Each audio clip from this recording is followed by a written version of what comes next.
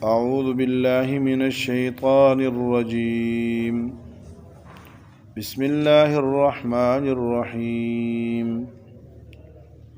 كتب عليكم إذا حضر أحدكم الموت إن ترك خيرا الوصية للوالدين والأقربين بالمعروف حقا على المتقين فمن بدله بعدما سمعه فإنما إثمه على الذين يبدلونه إن الله سميع عليم. فمن خاف من موص جنفا أو إثما فأصلح بينهم فلا إثم عليه إن الله غفور رحيم. کتب علیکم، تم پر لازم کر دی گئی ہے، اذا حضر احدکم الموت، جب تم میں سے کسی کو موت کے علامات ظاہر ہو، اسباب ظاہر ہو، ان ترک خیرن، اگر اس نے حلال مال چھوڑا ہے، الوصیت، وصیت، تم پر وصیت فرض کی گئی، معنی یہ للوالدین، والدین کے لیے، والاقربین، اور قریبی رشتہ داروں کے لیے، بالمعروف، بالعدل، عدل و انصاف کے ساتھ، حقا علی المتقین، اور یہ لازم ہے متقیوں پر، کیونکہ وہ اپنے آپ پر لازم سمجھتے ہیں۔ فمن بدلہ بعد ما سمعہ، پس جس نے بدل دیا اس وصیت کو، بعد ما سمعہ، اس کے سننے کے بعد، فإنما اسمہ علی الذین یبدلونہ، تو بے شک اس کا گناہ کسی اور پر نہیں ہے مگر انہی لوگوں پر ہے جو اس کو بدلیں گے۔ ان اللہ سمیع علیم، بے شک اللہ سننے والے ہیں، موسی نے جو وصیت کی ہے اسے سنتے ہیں، اور موسیٰ الیہ نے جو تبدیلی کی ہے اسے جانتے ہیں۔ فمن خاف من موص، اور پس جس آدمی کو ڈر ہو وصیت کرنے والے کی جانب سے، جنفن، غلطی سے، او غلطی سے زیادتی کر جانے کا، او اثمن، یا جان بوجھ کر زیادتی اور گناہ کر جانے کا ڈر ہو، اور جس کو وصیت کی گئی اس نے اصلح بینہم، درمیان میں مصالحت کر دی، درمیانہ راستہ نکال لیا، تو فلا اثم علیہ، اس پر کوئی گناہ نہیں ہے، اور اگر کہیں کمی زیادتی ہو بھی گئی ہے تو ان اللہ غفور الرحیم، اللہ مغفرت کرنے والے ہیں کیونکہ مہربان ہے۔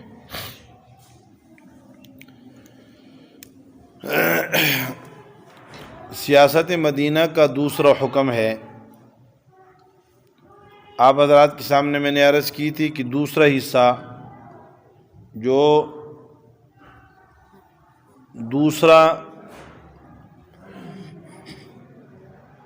دوسری جلد ہے، گویا کہ ترمذی، یہ سورۃ بقرہ گویا کہ ایک ایسی کتاب ہے جو 2 جلدوں پر مشتمل ہے۔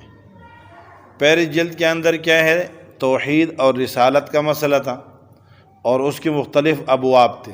پہلا باب حقانیت قرآن کا تھا، دوسرا باب دعوت عام کا تھا، تیسرا باب دعوت خاص کا تھا، چوتھا باب اعتراضات کا تھا، پانچواں باب مسئلہ رسالت کا تھا، پھر اس مسئلہ رسالت کے اندر تفصیلات تھی۔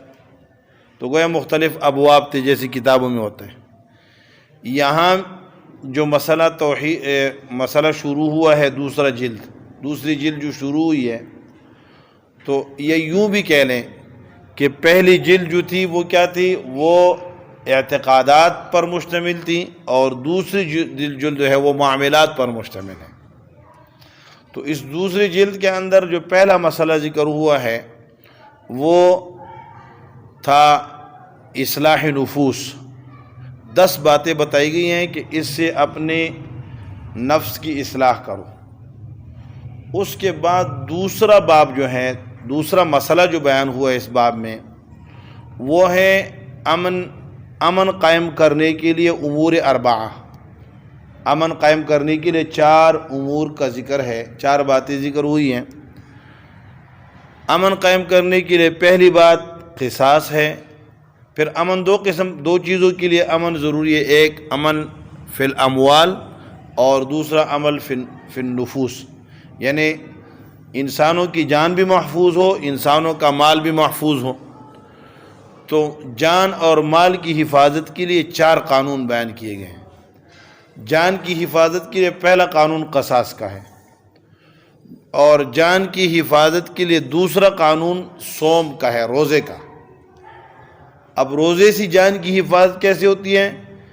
تو جان کو جو خطرات لاحق ہے وہ 2 قسم کے ہیں، ایک ظاہری خطرات اور ایک باطنی اور اندرونی خطرات. جو ظاہری خطرات ہیں اس سے حفاظت کے لیے قصاص ہیں، اور جو اندرونی خطرات ہیں، جو باطنی خطرات ہیں، اس کے لیے شیطان کو قتل کرنا ہے. اس کے لیے قصاص میں کس کے؟ انسان کو جس نے قاتل تھا اسے قتل کیا اور اس کے ذریعے دنیا کو ظاہری امن دیا.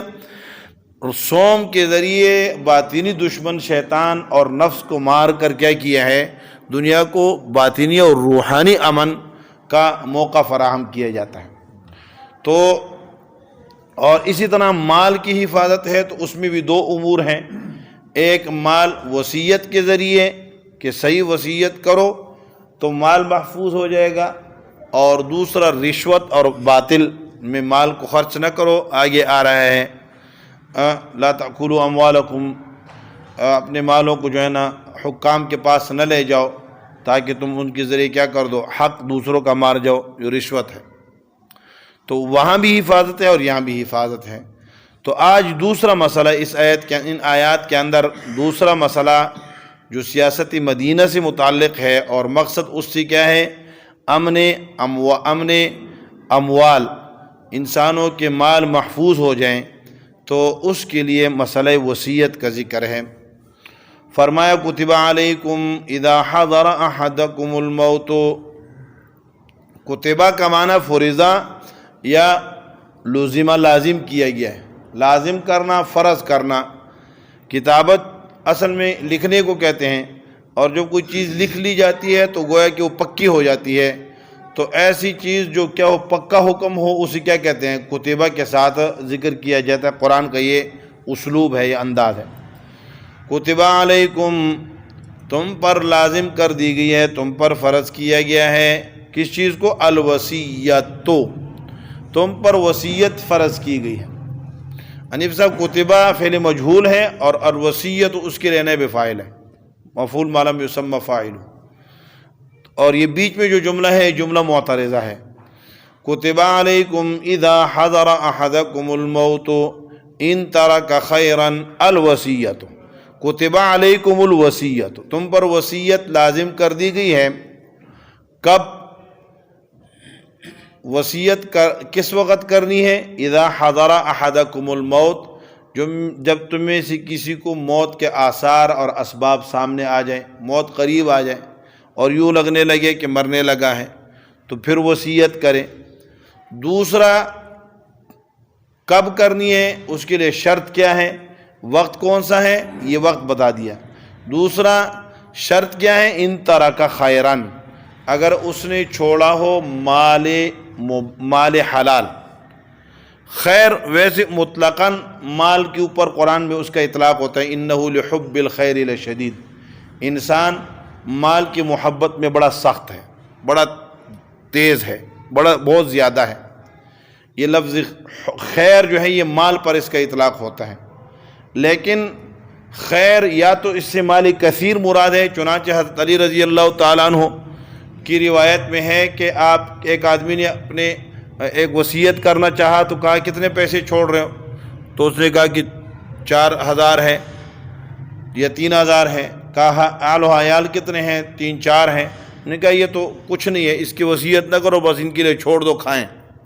وصیت تو کیا ہے؟ اللہ نے کہا ہے کہ ان ترک خیرن، اگر مال کثیر چھوڑا ہو تو اس کی وصیت کریں۔ اب اگر آپ نے تھوڑی سی چیز چھوڑ رہے ہیں تو اس کی وصیت نہ کریں۔ اور یا فقہاء علماء نے لکھا ہے کہ خیر سے مراد کیا ہے؟ خیر اصطلاحاً اس مال کو کہتے ہیں جو حلال ہو۔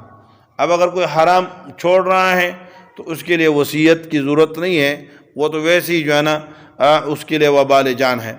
تو فرمائے ان ترک خیرن، اگر اس نے خیر چھوڑا ہو، مال کثیر چھوڑا ہو یا مال حلال چھوڑا ہو، تو اس صورت میں اس کے لیے کیا وصیت لازم کر دی گئی ہے۔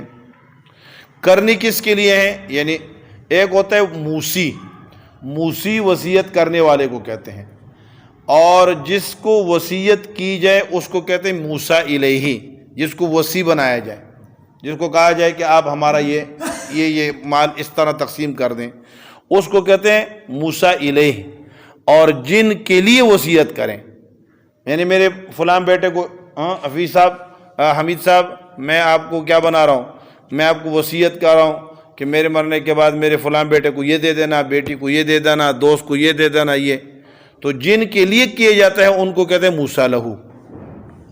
جس کو کی جاتی ہے، جو کر رہا ہے وہ موسی ہے، اور جس کو کر رہے ہیں اس کو کیا کہتے ہیں؟ موسیٰ الیہ۔ اور جن کے لیے کر رہے ہیں ان کو کہتے ہیں موسیٰ لہو۔ موسیٰ لہم اگر بہت ہے تو موسیٰ لہم کہتے ہیں، 2 ہے تو موسیٰ لہما، اور اگر 1 ہے تو ویسے اصطلاحی لفظ اس کے لیے موسیٰ لہو استعمال ہوتا ہے، جس کے لیے وصیت کر رہے ہیں۔ تو فرمایا کہ الوصیت یہ موسیٰ لہو کون ہے؟ للوالدین، والدین کے لیے، والاقربین اور قریبی رشتہ داروں کے لیے، بالمعروف دستور کے مطابق، قانون کے مطابق۔ تو وصیت والدین کے لیے اور قریبی رشتہ داروں کے لیے ہے، اور دستور کے مطابق ہے، قانون سے بالاتر نہیں ہے، قانون کے تحت ہے۔ تو معروف سے مراد کیا ہے؟ بالعدل، انصاف کے ساتھ ہے، کسی کو زیادہ کر دو، کسی کو کم کر دو، کسی کے ساتھ زیادتی کر جاؤ، ایسا نہیں ہے۔ للوالدین میں تفسیر ہے، والدین کے لیے وصیت، حالانکہ آپ علیہ الصلوۃ والسلام کی حدیث مبارکہ ہے اور صحیح حدیث ہے، مستند حدیث ہے، الا لا وصیۃ لوارث، خبردار کسی وارث کے لیے وصیت نہیں ہے، وارث کے لیے وصیت نہیں ہے۔ اور قرآن نے ورثاء کے لیے میراث کے حصے متعین کیے ہیں، تو پھر والدین کے لیے اور اقربین کے لیے وصیت فرض ہے۔ کتب علیکم الوصیۃ للوالدین، تم پر وصیت فرض ہے والدین کے لیے۔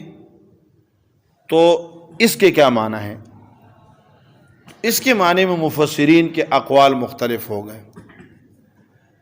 ایک قول اس کا یہ ہے کہ آیت مشہور اور معروف قول جو ہے وہ یہ ہے کہ آیت وصیت جس میں کہا گیا کہ والدین کے لیے وصیت فرض ہے، یہ منسوخ ہے آیت میراث سے۔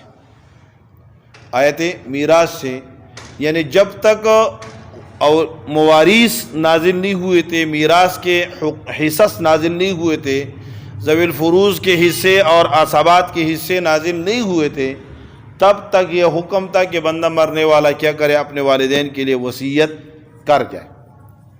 اور جب مواریث نازل ہو گئے اور میراث کے حصص نازل ہو گئے ہیں، ان کے اپنے اپنے شیئرز متعین ہو گئے، تو اب کیا کر دیا گیا؟ شریعت نے وصیت کا جو حکم تھا وہ منسوخ ہو گیا۔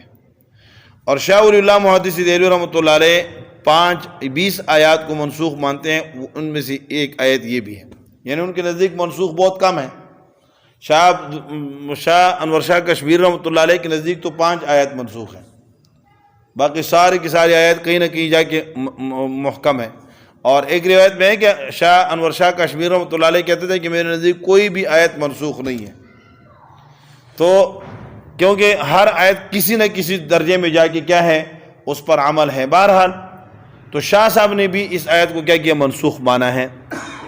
دوسری تفسیر مفسرین نے یہ کی ہے کہ آیت تو منسوخ نہیں ہے، لیکن کتب للوالدین والاقربین میں الوالدین میں جو الف لام ہے یہ عہدی ہے، اور اس سے خاص والدین مراد ہیں، یعنی وہ والدین جن کو میراث نہ ملتی ہو ان والدین کے لیے وصیت کر دیں۔ اب وہ والدین کون ہوں گے جن کو میراث نہیں ملتی؟ تو آپ حضرات کے شاید علم میں ہو کہ موانع ارث، یعنی اگر ایک آدمی دوسرے کا وارث نہیں بن سکتا، اس کے لیے کچھ رکاوٹیں ہیں۔ ان رکاوٹوں میں ایک کیا ہے؟ ایک رکاوٹ یہ ہے کہ وارث کا اور مورث کا مذہب الگ الگ ہو۔ تو اگر والدین کسی کے کافر ہیں اور یہ مر رہا ہے تو ان کافر والدین کے لیے کیا کر سکتا ہے؟ وصیت کر سکتا ہے، کیونکہ ان کو ان کا میراث میں جو حق ہے وہ نہیں ملتا۔ تو والدین سے مراد خاص والدین ہیں۔ یہ تیسری تفسیر بعض مفسرین نے بڑی عجیب کی ہے۔ انہوں نے کہا کہ یہاں اصل میں یہ بیان کرنا مقصود نہیں ہے کہ والدین کے لیے وصیت کریں، یہاں لام الہ کے معنی میں ہے، لام الہ کے معنی میں ہے، اور معروف سے مراد نیکی ہے۔ معروف سے مراد کیا ہے؟ بڑی باریک تفسیر کی ہے۔ مطلب کیا ہے آیت کا؟ کہ وہ تم پر وصیت لازم کر دی گئی ہے، جب تم مرنے کے قریب ہو جاؤ تو خیر کی اور بھلائی کی وصیت کرو، اور کن کو کرو؟ والدین اور اقربا آس پاس بیٹھے ہیں تو ان کو وصیت کر جاؤ۔ الل والدین، للوالدین کا معنی کیا ہے؟ الل والدین، یعنی والدین کو اور اقربا کو وصیت کر جاؤ۔ کس چیز کی؟ بالمعروف، کہ میرے مرنے کے بعد اچھے کام کرنے ہیں۔ میرے مرنے کے بعد کیا ہے؟ اچھے کام کرنے ہیں، برے کام نہیں کرنے، بروں کا ساتھ نہیں دینا، برائی کا میں تعاون نہیں کرنا، اچھائیوں کے اندر کیا کرنا ہے؟ تعاون کرنا۔ یہ بھی بعض مفسرین نے تفسیر کی ہے۔ یا چوتھی تفسیر یہ بھی ہے کہ للوالدین والاقربین کا کے لیے معنی یہ ہے کہ تم پر وصیت لازم کر دی گئی ہے، والدین اور اقربین کو وصیت کرو۔ الہ کے معنی میں ہوگا کس چیز کی؟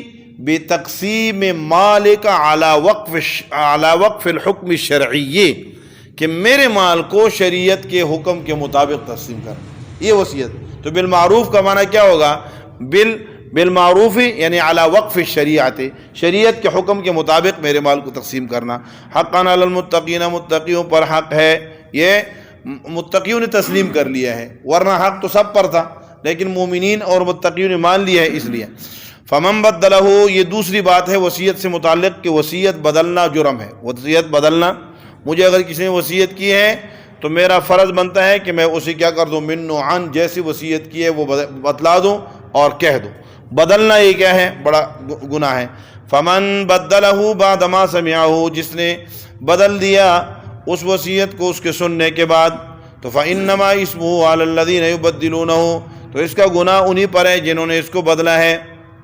فإنما اسمہ علی الذین یبدلونہ، گناہ یعنی مطلب کیا ہے کہ مجھے اگر کسی نے وصیت کی ہے اور میں نے اس وصیت کے اندر کوئی تبدیلی کر لی تو موسی کو کوئی جرم نہیں ہو، کوئی گناہ نہیں ہوگا، اس کا ذمہ دار وہ موسیٰ الیہ ہوگا جس کی طرف وصیت کی ہے، اور جس کو وصیت کی ہے اس نے اگر اپنے طرف سے بدل دیا تو جرم کا ذمہ دار اور گناہ کا ذمہ دار یہ ہوگا، موسی نہیں ہوگا، وصیت کرنے والا نہیں ہوگا۔ فمن بدلہ بعد ما سمع الذین ان اللہ سمیع، یہاں تحدید ہے، جھڑک ہے کہ اللہ سن رہا ہے۔ اللہ اگر بدلو گے تو اللہ سن رہا ہے، اور علیم، اس نے جو وصیت کی ہے تو اللہ کو علم بھی ہے، لہذا بدلنے کی کوشش نہ کریں۔ آگے موسیٰ الیہ کے لیے ایک اختیار ہے۔ وصی نے ایک ایسی وصیت کر دی جس میں یا تو انجانے سے وہ غلطی کر رہا ہے یا جان بوجھ کر وہ ظلم کر رہا ہے۔ کوئی ایسی وصیت کر رہا ہے، کسی کو محروم کر رہا ہے، اولاد میں سے ایک کو محروم کر رہا ہے، دوسروں کو جو ہے نا نواز رہا ہے، ایسے کوئی غلطی کر رہا ہے، اور موسیٰ الیہ نے موسیٰ لہم کو بٹھا کے کہ یار آپ کے والد صاحب نے تو اس طرح وصیت کی تھی اور مجھے کی تھی، لیکن چونکہ یہ بات شریعت کے حکم کے بھی خلاف ہے اور یہ اس میں زیادتی ہے، ان کے مرنے کے بعد ان کو اس کا کیا ہوگا؟ اس کی سزا ملے گی، وہ مجرم ہوں گے، لہذا آپ مہربانی کریں شریعت کے حکم کے مطابق تقسیم کر لیں۔ یہ مصالحت اگر موسیٰ الیہ کر رہا ہے تو اس میں کوئی گناہ اور حرج نہیں ہے۔ فرمایا فمن خاف من موص جنفا او اثما، جو جس کو خوف ڈر لاحق ہوا وصیت کرنے والے کے جانب سے جنفن کسی خطائی غلطی سے زیادتی کر جانے کا، او اثمن یا جان بوجھ کر کسی گناہ کر جانے کا، اور اس موسیٰ الیہ نے کیا کر دیا؟ اصلح بینہم، موسیٰ الیہم کے درمیان مصالحت کرا دی، جن کے لیے انہوں نے وصیت کی تھی کہ وصیت تو یہ ہے لیکن یہ شریعت کے حکم کے خلاف ہے، لہذا میں تمہارے درمیان صلح کراتا ہوں۔ تو فرمایا فلا اسم علیہ، اس پر کوئی گناہ نہیں ہے۔ ان اللہ، اور یہ چونکہ اخلاصی نیت سے صحیح نیت سے عمل کر رہا ہے تو اس میں اگر اس سے کہیں اونچ نیچ ہلکا پھلکا ہو گیا تو فرمایا اس کی ٹینشن نہ لیں۔ ان اللہ غفور، اللہ غفور الرحیم، اللہ مغفرت کرنے والے مہربان ہے، وہ آپ کو معاف کر دیں گے۔ اللہ رب العالمین ہمیں احکامات شریعہ کے مطابق زندگی گزارنے کی توفیق نصیب فرمائے۔